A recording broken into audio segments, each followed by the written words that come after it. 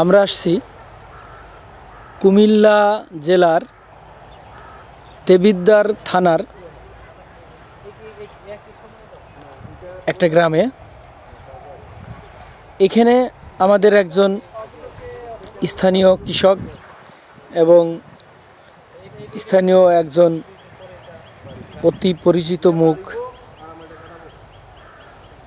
ইনি আমাদের এই সার নিয়ে এই ধানগুলো চাষ করছে। আমরা দেখতে পাচ্ছি এই ধানে অলরেডি ধান বেড়ে গেছে, ধান ছাড়ছে, ছোট ছোট ছোট ছোট ধানের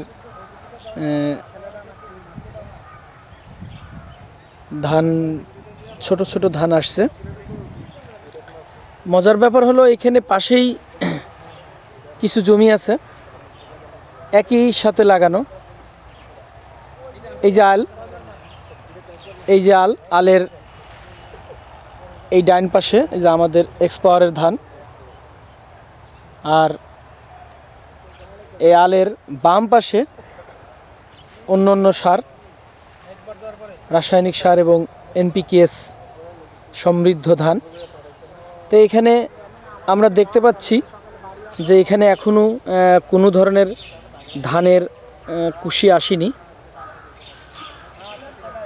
কিন্তু এখানেই এই আইলের পাশেই আমরা দেখতে পাচ্ছি অলরেডি ধানগুলো অত্যন্ত পুষ্ট এবং অনেক লম্বা লম্বা, এবং এখানে অলরেডি ধানের সবগুলোর থেকেই বোক বেড়ে গেছে, ম্যাক্সিমাম ধানেরই বোক বেড়ে গেছে।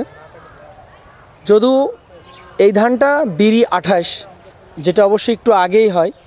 তা আমরা আগেই অনেক আলাপ আলোচনা করছি যে আমাদের যে হারভেস্টিং টাইম 3 মাসের, যে ধানের যে 120 দিন বা 90 দিনের যে টাইম, এক্সপাওয়ারের যে ধানের প্লটগুলো ম্যাক্সিমাম 10 থেকে 15 দিন আগেই এই ধানগুলো বেড়ে যাচ্ছে। এটা আমরা অনেক জায়গায় দেখছি, এবং আজকে আমরা কুমিল্লাতে এসেও এই একই জিনিস লক্ষ্য করলাম যে আশেপাশের যত প্লট আছে এই এলাকার, এই দেবিদ্বারের এই গ্রামে, তা আশেপাশের যে ধানগুলো আমরা দেখতে পাচ্ছি কোথাও